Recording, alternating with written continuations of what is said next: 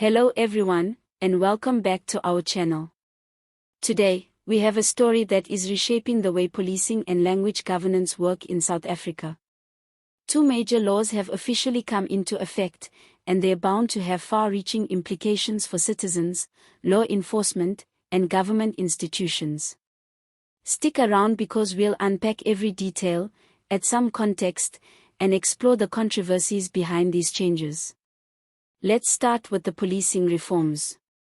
On September 1, 2025, President Cyril Ramaphosa officially gazetted proclamations for the commencement of the 2024 Independent Police Investigative Directorate Amendment Act.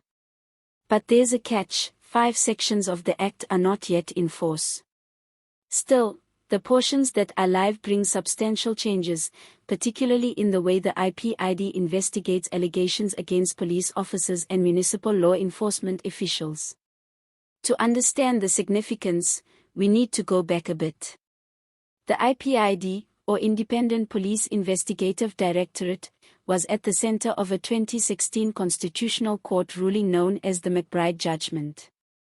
The judgment essentially reinforced the IPID's independence, aiming to ensure that the agency could operate without any political interference, bias, or favor.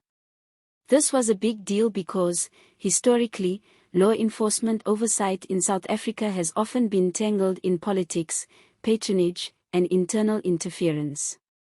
Fast forward to 2019, when an Amendment Act came into play, designed to strengthen parliamentary oversight over ministerial decisions affecting the IPID's executive director. This already set the stage for a more transparent system, but the 2024 amendment takes it several steps further. Now, the IPID has an explicit mandate to investigate allegations of rape and sexual assault committed by SAPS or municipal police officers. They can also probe any deaths caused by these officers, whether on duty or off duty. This is a significant move, especially considering the ongoing debates about police accountability and the public's trust in law enforcement.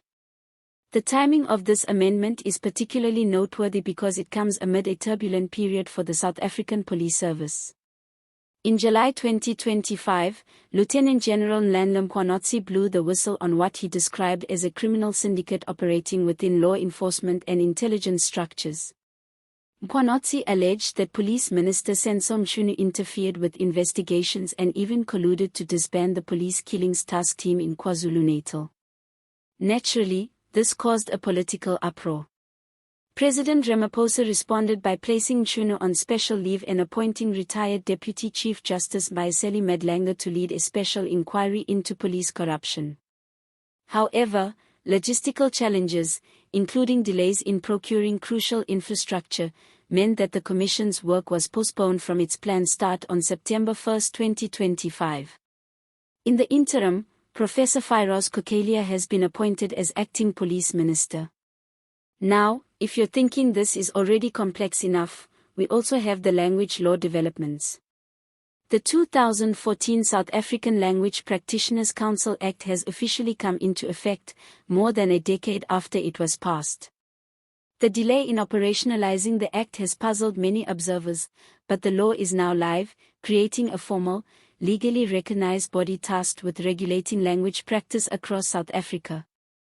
The South African Language Practitioners Council is empowered to accredit and register language practitioners, set rules for professional conduct, and develop procedures to monitor compliance. Essentially, this law ensures that language practitioners are held to professional standards, which, in turn, should improve public access to government services, education, and information. The Council has been established as a juristic person, in line with the 2013 National Language Policy Framework, which emphasizes the constitutional obligation to promote multilingualism. This is particularly important in a country with 11 official languages, where equitable access to services and information remains a key challenge. Let's pause for a moment and consider the bigger picture.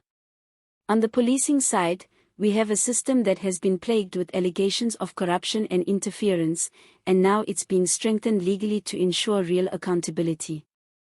On the language front, we finally have a structure that can regulate practitioners and ensure that citizens can access services in their native languages, a goal that has lingered unfulfilled for almost 11 years. Taken together, these two developments signal a government attempting to tackle long-standing systemic issues in both public safety and service delivery. Of course, no story in South Africa would be complete without a hint of political intrigue. The policing amendments follow a high-profile scandal involving the SAPS and the Ministry of Police. Lieutenant General Mkonotzi's claims about syndicates and ministerial interference strike at the very heart of public trust. Meanwhile, the government's delay in implementing the Language Practitioners Council raises questions about bureaucratic inefficiency and political prioritization. These are not just legal changes, they are reflections of how the state manages, or mismanages, critical institutions. For ordinary South Africans, these laws could have a direct impact on daily life. If you ever have to interact with the police, you now have stronger safeguards against abuse or misconduct.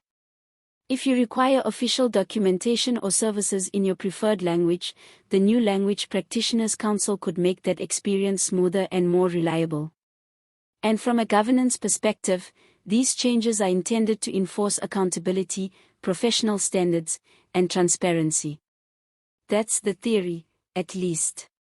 But let's be honest, South Africa has a long history of ambitious legislation meeting slow, sometimes uneven implementation. The key will be whether these acts are enforced rigorously or end up being more symbolic than practical. The public and media will be watching closely, especially considering the timing alongside ongoing police corruption inquiries. There is no shortage of drama, tension, and high stakes here, and that makes it as fascinating as it is important. In closing, these new laws, though technical and legal in nature, reflect a country grappling with deep challenges in policing, governance, and access to public services. They mark a step forward in accountability, transparency, and institutional professionalism. Whether they achieve their full potential remains to be seen, but for now, South Africa has officially entered a new chapter in the oversight of law enforcement and the regulation of language practice. So, what do you think? Will the 2024 IPID Amendment Act restore public confidence in policing? Will the Language Practitioners Council finally bring practical equality in service delivery? Drop your thoughts in the comments below. If you found this video informative, make sure to hit the like button, subscribe to the channel, and turn on notifications so you never miss an update on South Africa's political and legal landscape. Thank you for watching, and as always, stay informed, stay critical, and see you next time.